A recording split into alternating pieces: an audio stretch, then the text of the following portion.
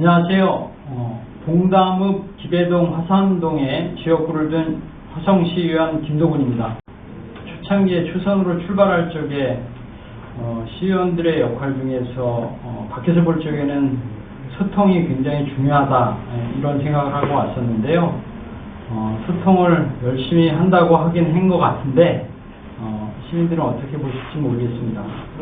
나름 한 150여 차례 주민 간담회 이런 내용들이 좀 있었고요. 그 다음에 그것은 지역 활동이었고 의회 내에서 예산의 확보나 감시나 이런 부분들, 그리고 행감에서의 내용들, 그리고 입법에 관련된 내용들이 있었습니다. 다양하게 한다고 했는데 많이 부족한 것 같습니다. 지역에서 처음에 의원이 됐을 적에 지역의 수건 사업을 이렇게 현황부터 확인을 하고 기존에 전대 의원님들이 추진하시던 내용들이나 전대 시장님과 소통을 해서 만들어냈던 지역의 해결 과제들이 있었는데, 그러한 과제들을 이렇게 나열을 해보고 새롭게 또 발굴된 의제들이 있었고요. 그 내용들을 이번에 실형질을 하면서 좀 정리를 해봤었는데, 동담읍 기배동 화산동의 현안으로 가지고 있는 과제들이 그래도 소통을 통해서 많이 해결이 됐는데 장기적으로 이렇게 봐서 계속해서 해결되지 않는 미안의 과제가 3가지가 있었습니다. 그 3가지들을 이번에 집중적으로 이제 저는 이제 6개월 정도 남은 이제 초선 시의원으로서 앞으로 방향성에 대해서 좀 제안을 좀 드리고 싶고, 어떻게 하면 이 부분들을 풀어갈 수 있을지 시장님께 구체적으로 질의를 드려가지고 답을 얻으려고 했던 내용입니다. 그 3가지 내용을 좀 말씀을 드리면, 기배동 같은 경우에는 고금산에 오래된 공동묘지가 있거든요. 공동묘지를 공원화하는 것들에 대해서 지역에서 10여 년이 넘게 미해결 과제로 계속 남아있어서 그 부분들에 대한 어떻게 하면 해결할 수 있는지에 대한 내용들을 제안해 주셨고요. 그리고 효행지구에서 고금산 바로 옆에 또 동담읍에 농수산대학교가 들어있는 효행지구 내에 도시개발이 가는데, 그 안에서 유물과 유구가 이번에 많이 발굴이 되면서 유물과 유구에 대한 대책, 그리고 효행지구 내에 구농수산대학교를 문화공원으로 이렇게 지정을 해서 시에서 시설계획을 위반 중인데, 그 내용들의 방향성들에 대한 담론 형성 이런 것들을 좀 제안 드렸었고요. 그리고 또 좀 뜨거운 감자를 요즘에 이렇게 기사에도 오르내리고 있었던 내리지구, 개발되는 내리지구 옆에 삼보폐강산이 있습니다. 삼보폐강산 부지를 갖다가 수질오염과 토양오염에 대한 정화계획, 그리고 그런 관리계획 외에도 생태공원화 사업들이 처음에 기계획되어 있었는데, 그러한 것들에 대한 위지나 이런 것들을 장기적으로 어떻게 풀 것인지에 대한 답들을 요구했던 질의였습니다. 3가지 다 구체적으로 무엇을 하겠다라는 것보다 담론을 좀 같이 방향성을 같이 고민하자 이런 제안이었었고요. 3가지 다 답을 얻었습니다. 쉽게 고금산 같은 경우에 가장 목마른 사람은 결국 우리 지역 주민들이다. 그래서 그러한 공동묘지를 갖다가 장기적으로 계속 공동묘지로 둘 수는 없고, 이장을 통해서 향후에 인근의 도시개발들이 이루어지는데, 경기 도시공사에서 기계획했던 고금산 지구나 또는 화성시에서 이렇게 민간에서 준비 중인 고금산 앞에 민간 개발이나 이런 것들이 사실은 그 공동묘지 때문에 개발이 안 되고 있었거든요. 그런 부분들에 대해서 장기적으로 우리 돈으로 다 공원화할 수는 없고, 수원시의 땅도 굉장히 많은 지분을 가지고 있기 때문에 수원시하고 협력해서 장기적으로 장묘 이전 계획에 좀 수립을 하고, 그러고 나서 이것들을 순차적으로 비용은 인근 지역의 개발자들하고 연결을 한다거나 또는 시에서 일부 이렇게 행정 절차는 미리 밟아 들어가는 것, 이런 것들에 대한 담론 형성이 됐고요. 그리고 효행지구 같은 경우에는 일단 문화재의 유구 같은 경우는 집터기 때문에 300기 가까이 되는 집터들, 그리고 유물들이 많은 다량으로 발굴됐는데, 그런 것들에 대해서 우리가 수장고도 없고 그리고 박물관도 없기 때문에 이런 것들에 대해서 우리 유물들, 우리 자산이잖아요. 정체성이고, 이러한 정체성들을 우리 수장고도 없고 박물관이 없으면 타 지역으로 이걸 이관하게 되어 있거든요. 그런 것들에 대해서 아직은 시간이 좀 있으니 미리 고민을 좀 해서 화성시 박물관 제대로 된 거 하나도 없는 것 같은데, 작은 향토박물관은 하나 있습니다. 그런데 그거 가지고는 턱없이 부족하고요.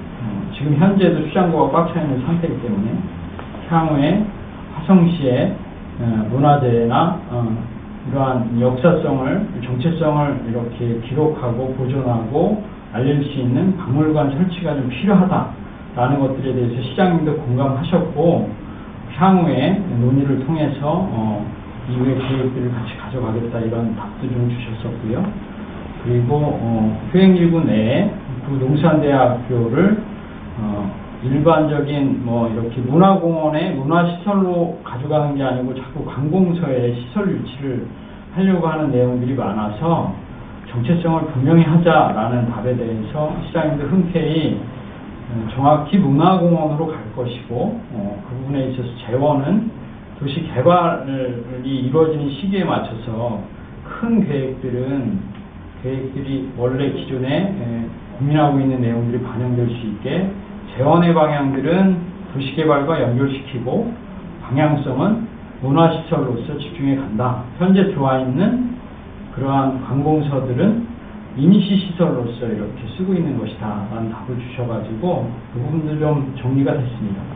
그리고 내리지구에 있어서는 3호 폐광산의 수질 오염 문제나 토양 오염 문제가 수질을 정화하는데 5년 걸리고 토양을 정화하는데 5년 걸리거든요. 그 10년이 단계에 달하는데 내리지구 쪽은 그래도 수질 정화가 벌써 몇 년 전부터 들어가 있기 때문에 약간 오염원이 오버되는, 기준치가 오버되는 부분들은 수질과하고 협력해서 잘 관리 태세에 돌입하겠다라고 말씀해 주셨고, 토양 부분은 이후에 수질이 정화된 이후에 갈 것이다, 이런 것들이 있기 때문에 일단은 오염원에 대한 우려 지점은 잡을 수 있는데, 상위 부분은 아직 이렇게 오염원이나 수질 오염이나 토양 오염 전체를 아직 못한 상태인데, 그것은 광해광업공단에서 국가 사업으로 해야 되는 부분이기 때문에 그 부분들 진행해 나갈 적에 시에서 협력해서 잘 오염원들 제거시키도록 하겠다라는 답이 있었고요. 대신에 이제 그렇게 오염원을 제거하는데 그러한 수조 같은 시설로만 가는 게 아니고 내리지구하고 연계해서 생태공원화나 향후의 방향성들은 TF팀 같은 경우를 좀 꾸려가지고 향후에 담론들을 좀 형성해 가자라는 제안을 드렸었는데, 그 부분도 그렇게 하기로 말씀을 주셨고, 요즘에 여러 과들하고 같이 초기 논의를 이렇게 다시 한번 짚어가고 있는 시점. 시의원의 역할 중에서 가장 그래도 의미를 두는 부분이 입법 성과거든요. 제가 총 시의원 3년 6개월 하면서 제정한 조례는 28개 정도 됩니다. 그 중에서 대표 발의한 게 한 8건 가까이 되고요. 그리고 그 내용들의 핵심이 더 많이 할 수도 있었지만 저보다 더 많이 한 의원님들도 계시고 적게 하는 의원님들도 계신데, 가장 중요하게 뒀던 부분이 일단 개수를 떠나서 어떤 과정으로 제도를 만들까 하는 것들에 대한 고민이 초창기부터 좀 있었습니다. 예전에도 의원이 되기 전에 의원님들이, 그 전에 의원님들이 이렇게 실제 이 조례에 관련된 관심 있는 시민들과 소통을 안 하고 이렇게 만드는 경우가 많이 봤었거든요. 그래서 제가 의원이 되면 개수를 떠나서 정말 수요자 또는 이해관계자 이렇게 관심 있는 시민들하고 간담회를 통해서 좀 조례를 만들어야 되겠다 이런 생각을 많이 했었는데, 그런 과정 안에서 가장 의미 있었던 게 어떤 조례는 2년여 동안 간담회를 한 적이 있었고요. 또 주민자치위원회 같은 경우는 제가 직접 개정 발의를 하진 않았지만 집행부에서 들고 왔을 적에도 집행부의 안을 그냥 무시하는 게 아니고 주민자치회 협의회 단위하고 서너 차례 이상의 또 의견 수렴 과정을 통해서 이렇게 제도를 바꾸는 그런 내용들이 있었거든요. 비단 그런 것뿐만이 아니고 모든 내용들이 관련된 시민 그룹이 있으면 그분들하고 꼭 함께하면서 조례를 개정하거나 개정했습니다. 그런 가운데 내에서 하나하나 만들어질 때마다 되게 응원을 많이, 이렇게 응원 전화를 되게 많이 받았고요. 고맙다고. 저도 당연히 의원은 본인이 뛰어나서 할 수도 있다라고 보지만 그게 아니고 시민들 눈높이에 맞춰서, 수요욕구에 맞춰서 이렇게 제도를 만드는 게 중요하다는 걸 깨달았거든요. 그러한 것들이 과정 안에 많이 녹아 있어서 나름 조례 하나하나가 어떤 거는 더 특별했다라기보다 굉장히 기억이 많이 남고요. 근래에 들어와서 좀 예로 하나 말씀드리면 시민중심 문화자치 지원 조례라는 게 있거든요.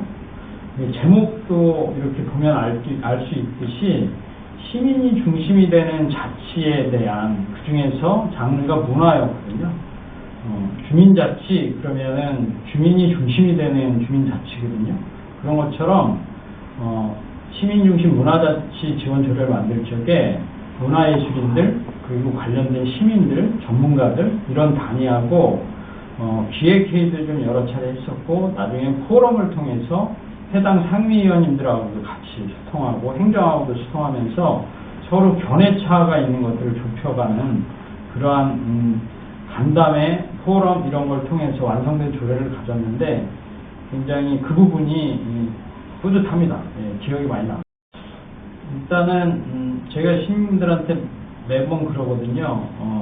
시의원들이 무슨 일을 하는지 사실 속속들이 이렇게 알려져 있지가 않고 시민분들이 그렇게 관심이 많지는 않으세요. 그런데 제가 매번 언제든 불러주시면 달려간다라는 표현을 많이 했는데, 현안을 가지고 간담회를 하면서 시의원의 역할이나 시의원들이 할 수 있는 역량이나 이런 것들에 대해서 설명을 많이 드리고 했었는데, 때로는 시의원 활용 설명서라는 걸 전반기에 제작을 해가지고 이렇게 배포하기도 좀 했었습니다.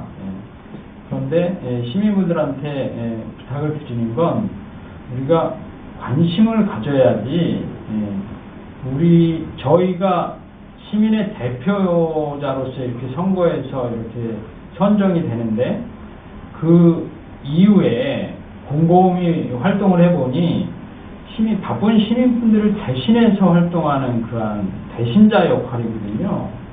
그런데 이 사람들이 나 대신해서 활동을 열심히 하게 하려면 자꾸 욕구를 불어넣어줘야 되고 관심을 갖고 의견을 주셔야지 사람이 변할 수 있습니다.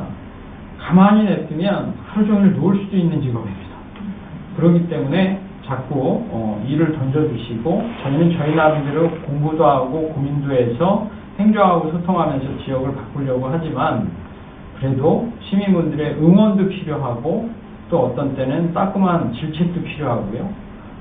과제에 대한 전달도 필요하고, 이렇게 개인적인 민원보다는 공적인 정책에 관련된 의견들을 많이 주시면 저희가 잘 활용될 거라고 이렇게 생각이 됩니다. 그래서 선거 둘째치고라도 언제든지 의견 주시고, 의견 주시는 시기가 1월에서 6월 달에는 정책에 관련된 의견 많이 주시면 좋거든요.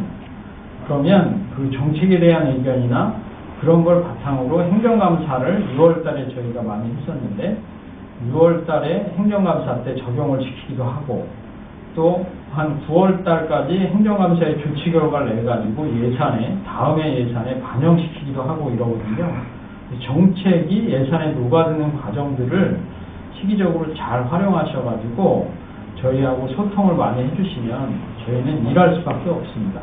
그렇게 일을 잘할 수 있게 같이 좀 참여해 주시고 응원도 해주시고 질책도 해주시면 좋겠습니다. 요즘에 코로나가 2년에 걸쳐서 저희를 괴롭혔습니다.